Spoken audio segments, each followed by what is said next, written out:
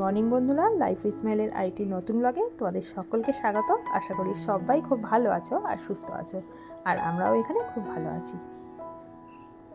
সকালবেলা আমার ঘর থেকে যেটুকু প্রকৃতি দেখা যায় আমি সেইটুকুই তোমাদের সাথে শেয়ার করতে পারি। এর বাইরে আমি কোনো প্রকৃতি শেয়ার করতে পারি না, কারণ কি বলতো, আমার ঘরটা যেহেতু একেবারে বাড়ির নিচতলায়, সেই জন্য এইটুকুই দেখা যায়। আর যদি প্রকৃতির দৃশ্য দেখতে হয় তাহলে আমাকে ছাদের ওপরে যেতে হবে। একমাত্র যখন জামা কাপড় কাচি তখন সকালের দিকে ছাদে গেলে তাহলে একটু প্রকৃতির মাঝে ভিডিও করতে পারি আর একটু ঘোরাঘুরিও করতে পারি, কিন্তু সকালবেলা আমার জামা কাপড় কাচাও হয় না, আর এমনি সুযোগও হয় না যে সকালবেলা ছাদে গিয়ে একটু দাঁড়িয়ে থাকবো। অ্যাকচুয়ালি প্রচণ্ড কাজের তাড়া থাকে তো, ঘরের কাজগুলো আর কি, তার জন্য না সকালবেলার দিকে ওই হয়ও না। যখন আমার মেয়ের স্কুল থাকে না, মানে ছুটি থাকে, ধরো গরমের ছুটি বা শীতের ছুটি, সেই সময়গুলোতে আমি একটু মাঝে মাঝে ছাদে গিয়ে দাঁড়াই। আজকে আমার ভিডিওটাতে তোমাদের দেখাবো যে মেয়ের পরীক্ষার দিনগুলোতে ভোর 5টা থেকে 9টা অবধি, মানে আমার মেয়ে যখন যায় 9টা, ঠিক সেই পর্যন্ত আমি কিভাবে আমার সংসারের কাজগুলো গুছিয়ে করি। অ্যাকচুয়ালি অন্য দিনগুলোতে আমাকে এত তাড়াতাড়ি উঠতে হয় না, মোটামুটি 5:30 পৌনে 6টায় উঠলেই হয়, কিন্তু পরীক্ষার দিনগুলো আমি একটু তাড়াতাড়ি উঠি, 4:45 নাগাদ উঠে পড়ি। কী বলতো, ওঠার কারণ হলে আমি চাই হচ্ছে এই সময়টাতে, মানে সকাল সকাল উঠে আমি একটু তাড়াতাড়ি করে সংসারের কাজ কিছুটা গুছিয়ে নিয়ে তারপর যাতে একটু মেয়েকে পড়া করতে বসাতে পারি, মানে ঠিক পরীক্ষা দিতে যাওয়ার আগের মুহূর্তে একটু রিভিশনের জন্য ওকে বসাতে পারি, আমি নিজেও একটু বসতে পারি। মানে সেই জন্য না একটু সকাল সকাল উঠে আমি মোটামুটি অনেকটা গুছিয়ে নিই। কারণ কি বলতো, শুধু মেয়ের দিকে দেখলেই তো হবে না, আমার সংসারের কাজগুলো করতে হবে। আর ওই টাইমটা হচ্ছে হাজব্যান্ডও বেরোবে, ওরও টিফিন করা, মেয়ে খেয়ে বেরোবে, মেয়েরও টিফিন করা, বাদবাকি সংসারের টুকটাক কাজ কিছুটা আমি সকালের দিকে করে তারপর ওকে ঘুম থেকে তুলেই ওর কাছে একটু বসতে চাই। এই জন্য একটু সকাল সকাল উঠে নিই। মানে মারা কিন্তু সন্তানদের প্রথম শিক্ষাগুরু হয়, সন্তানরা একমাত্র মায়ের থেকেই কিন্তু প্রথম শিক্ষাটা পায়। আর এখন দেখাচ্ছি কটা বাজে, দেখেছো? 6:09 বাজে। এর মধ্যে কিন্তু আমার সমস্ত সবজি কাটা, ঘরের অনেকটা কাজ কিন্তু হয়ে গেছে। এরপরে আমি রান্না টুকটুক করে করব, আর ওদিকে মেয়েকে নিয়ে পড়তে বসিয়ে দেবো। যেটা বলছিলাম যে মারাই কিন্তু হয় প্রথম শিক্ষাগুরু সন্তানদের কাছে। ছোটোবেলায় যখন একদম ছোট ছিল আমার মেয়ে, সব কিছু শেখানো তো আমার দায়িত্বে ছিলই, মানে আমার দায়িত্ব না, আমি ভালোবেসে করেছি যদিও, আর পড়ানোটাও পুরো আমিই করেছি।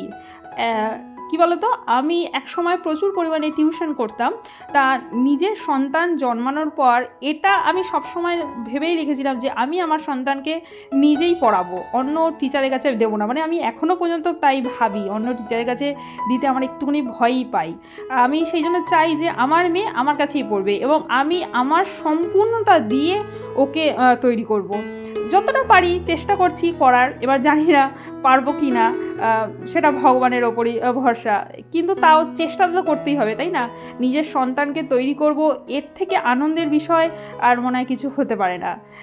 যাই হোক, এই জন্য কী বলতো, আমি চাই আমার মেয়ে আমার কাছেই পড়বে, এবং এই সকালবেলাটা না, এই জন্য আমি 1-1.5 ঘন্টা ওকে দিতে চাই, যে ওকে একটু পড়তে বসানো, একটু রিভিশন করানো, আর তার মাঝে তো আমাকে সংসারের কাজগুলো করতে হবে। আর এই যে পড়ানোটা, এটা কিন্তু আমি তোমাদের কোনো সময় দেখাবো না, কারণ যেহেতু ভিডিওটা সামনে নিয়ে গেলেই আমার মেয়ের পড়ার ডিস্টার্ব হবে, এই জন্য আমি যেতে চাই না ভিডিও নিয়ে।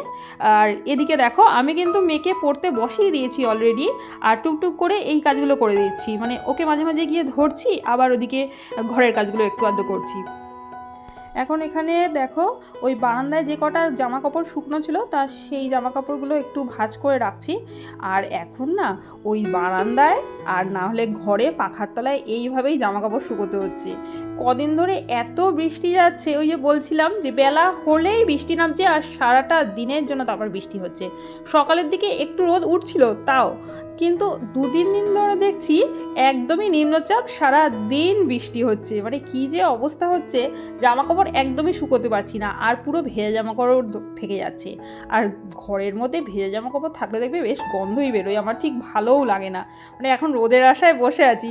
আমরা মানুষরা কেমন না, গরমকালে সবসময় বলতাম যে এত গরম, কবে একটু বৃষ্টি হবে, আবার এদিকে যখন বৃষ্টি হচ্ছে তখন আবার ভাবছি যে বাবা বৃষ্টিটা গেলেই বাঁচি। সত্যি এখন মনে হচ্ছে আর বৃষ্টি দরকার নেই, গরমটাই ভালো ছিল, জামা কাপড়গুলো অন্তত একটু শুকোবে, আর ঘরের মধ্যে স্যাঁতস্যাঁতে ব্যাপারটা যাতে চলে যায়। যাই হোক, ওদিকে রান্না কিছুটা হচ্ছে, মানে রান্নার মাঝখানেই আমি এখানে চা বসিয়ে দিয়েছি। চাটা খাওয়ার যেটুকু সময় তারপরেই এখানে সোয়াবিনটা বসিয়ে, সোয়াবিনের এই যে কড়াইটা কালো হয়ে গেছে কেন জানো তো, ওই যে মেয়েকে তো পড়াতে বসছি, আর মেয়েকে পড়া মানে সোয়াবিনটা বসিয়ে ওকে পড়া ধরতে গেছিলাম, আর সোয়াবিনটার আঁচটা না আমি একটু বাড়িয়ে দিয়েছিলাম, আমার মাথায় ছিল না, বললাম না পড়ার দিকে কনসেন্ট্রেট থাকে তো, তাই এইগুলো মাথায় থাকে না, তা কী হয়েছে ওই কড়াইটা ধরে গেছিলো, আর কড়াইটা আগের দিনের একটু আলু ভাজা করেছিলাম সেই কড়াই, তা সেই কড়াইতে আমি ভাবলাম যে সোয়াবিনটা ভাজা হয়ে যাবে, তারপর দেখলাম একদমই কিরকম একটা পুড়ে পুড়ে গেছে। যাই হোক ওই কড়াইটা আবার ধুয়ে রেখে দিয়েছি। এই কারণগুলোর জন্যই না আমি ভিডিওটা সকালের দিকে করতে পারি না ঠিকমতো। বাড়িতে অ্যাকচুয়ালি সবাই থাকলে বা কাজের এতটা তাড়াই সকালের দিকে থাকে, ভিডিও করা সত্যিই খুব কষ্ট হয়ে যায়। সকালে ঠিক এই 1-2 ঘন্টা যে কতটা কষ্টকর আমার মনে হয় কী বলতো, এই সকালের 1-2 ঘন্টা না আমার যদি ওই মা দুর্গার মতো 10টা হাত হতো তাহলে হয়তো খুব ভালো হতো, 10টা হাতে 10 দিক আর কি সামলাতে পারতাম, তাহলে মনে হয় চটপট হয়ে যেত। আর এই জন্যই না সকালবেলা ভিডিওটা আমি সবসময় করি হাতে নিয়ে, মানে মোবাইলটাকে হাতে নিয়ে করি, কোনো স্ট্যান্ডে দাঁড় করিয়ে করতে পারি না। আর ওদিকে রান্না করতে করতে দেখলাম মেয়ে স্নান করতে চলে গেছে, ওর স্নানের টাইম হয়ে গেছে কারণ স্কুলে যাবে, ও স্নান করতে গেছে। আর এখন আমি বিছানাটা তুলছি, সকালে আজকে বিছানাটা তোলা হয়নি, কারণ কি বলতো মেয়ে উঠেছে তো হাজব্যান্ড আজকে আর ওঠেনি, ও ঘুমিয়েছিল, তা মেয়ে পাশেই পড়ছিল, তা ও উঠে গেল, হাজব্যান্ড উঠে গেছে, চা খাওয়া হয়ে গেছে বললামই, আর মেয়ে এদিকে উঠে গেছে, তা ভাবলাম এই সুযোগে আমি বিছানাটা একেবারে তুলে নিই, বেশিক্ষণ বিছানা পড়ে থাকলে না ঠিক ভালো লাগে। তার উপর কী বলতো বাসি বিছনা থাকবে, এদিকে মেয়ে স্কুলের জন্য বেরিয়ে যাবে, হাজব্যান্ডও কাজের জন্য বেরিয়ে যাবে, বাসি ঘর, এইগুলো ঠিক উচিত নয় করা। আমি এইটুকু মানি, খুব একটা হয়তো নিয়ম মানি না, কিন্তু এই টুকটাক নিয়মগুলো মানি। ওদিকে বিছানাটা তোলা হয়ে গিয়ে তারপরে যে কটা ফার্নিচার আর কি পরিষ্কার করার চটপট করে নিচ্ছি, কারণ মেয়ে এখনও স্নান থেকে আসেনি, তো ওকে একটু বাদে খাবার দেবো যেহেতু, তা ভাবলাম এই সুযোগ আছে একটু ফার্নিচারগুলো পরিষ্কার করে নিই, ওই সুযোগের সদ্ব্যবহার যেটাকে বলে। কারণ এখন যদি ফার্নিচারটা পরিষ্কার হয়ে যায় পরে আর বেলার দিকে হবে না, তাহলে অন্য আরেকটাও এক্সট্রা কাজ হয়তো করতে পারবো, বা অন্য ঘরের ফার্নিচারগুলো পরিষ্কার করতে পারবো। যেমন হয় আমরা মেয়েরা যেরকম ভাবি যে সুযোগ পেলেই যেমন কাজ করতে শুরু করে দিই, টুকিটাকি কাজগুলো বার করে করতে থাকি। তা এদিকে আমার ফার্নিচার মোটামুটি পরিষ্কার একটা হয়ে গেছে, প্রত্যেক দিন তো যেহেতু পরিষ্কার করি আর অসুবিধা হয় না, একটু একটা কাপড়ের টুকরো দিয়ে বুলিয়ে দিলেই হয়ে যায়। আর এখানে মেয়ে চলে এসেছে, আর মেয়ের জন্য খাবার বেড়েও নিয়েছি, ওকেও আজকে সোয়াবিনের তরকারি দিয়েছি, আর একটু সবজি সেদ্ধ সবসময় আমি ওকে খাওয়াই। আর এদিকে হাজব্যান্ডের খাবার বেড়ে নিয়েছি, আর আমারটাও বেড়ে নিচ্ছি। মেয়েকে খাওয়া দেওয়ার পরেই আমরা খেয়ে নিই। আমি বলেইছি তোমাদের আগে যে সব কিছুর মাঝে আমি নিজের কিন্তু শরীরটার দিকে খেয়াল রাখি। আর এখানে মেয়ে যাওয়ার আগে তোমাদের দেখাচ্ছি পুরো রান্নাঘর আমি যেতটুকু নোংরা ছিল একটু পরিষ্কার করে বাসনগুলো ধুয়ে রাখলাম। আর এখানে একটু বাদে আমি রান্না করব, মেয়েকে স্কুলে বাসে দিয়ে এসে এটা রান্না করব। বুঝতেই পারছো এটা কি? হ্যাঁ, এটা শুটকি মাছ। যারা খাও না তারা কিন্তু প্লিজ কিছু মনে করো না, আমরা কিন্তু শুটকি মাছ খাই। হাজব্যান্ড নিয়ে এসছে, ওই দীঘা গেছিলো, তা সেখান থেকে নিয়ে এসছে, তা আজকে ভাবলাম যে শুটকি মাছটাই করবো বেলার দিকে। আর এখানে মেয়ে একদম রেডি হয়ে গেছে। তো বন্ধুরা আজকের মতো আমি ভিডিওটা তাহলে এখানেই শেষ করলাম। আমার ভিডিওতে যদি কিছু ভালো লেগে থাকে তাহলে প্লিজ একটা লাইক করো, কমেন্ট তো অবশ্যই করবে, আর একটা সাবস্ক্রাইব করে দিও। দেখা হবে আরেকটা নেক্সট ভিডিওতে, ততক্ষণের জন্য টাটা বাই।